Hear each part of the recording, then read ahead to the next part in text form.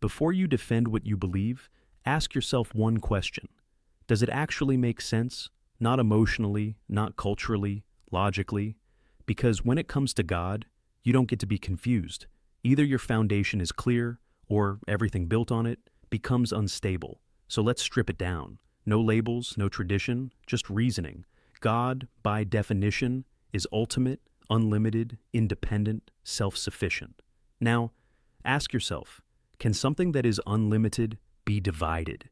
Because the moment you divide something, you introduce parts, and parts depend on each other. But God, by definition, doesn't depend on anything. So division doesn't fit. Now take it further. If there are three, are they equal? If yes, which one is in control? Because authority cannot be shared equally without conflict.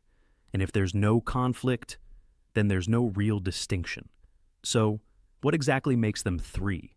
Now, think about will. Does each one have a will? If yes, can those wills differ?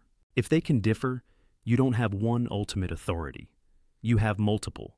If they cannot differ, then they are not truly distinct, because independent beings require independent will. Otherwise, they're just one.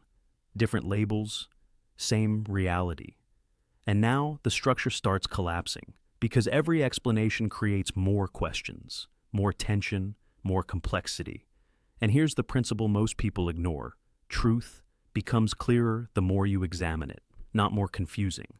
Now compare that to one God. No partners, no divisions, no shared roles. Just one. Absolute, independent. Everything depends on him. But he depends on nothing. That aligns, logically, consistently, without contradiction. And that's why it holds.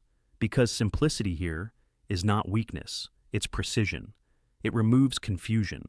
It removes contradiction. It gives you a clear understanding of who God is. Now here's the uncomfortable reality.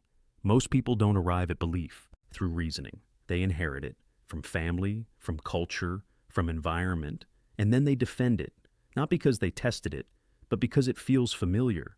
But familiarity is not truth. It's comfort, and comfort can mislead you. So ask yourself, if you were born somewhere else, would you believe the same thing?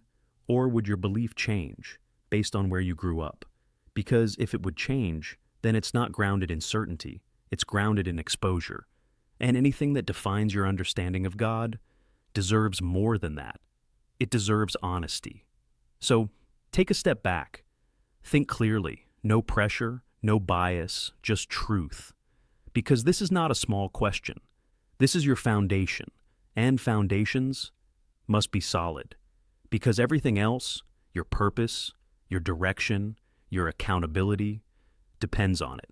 So the real question is not what feels right. It's what holds up when I think deeply. Because when you remove emotion, only one idea remains clear. One God, absolute, undivided. And that clarity changes everything. If this made you think differently, subscribe, because the next video might challenge what you've always believed.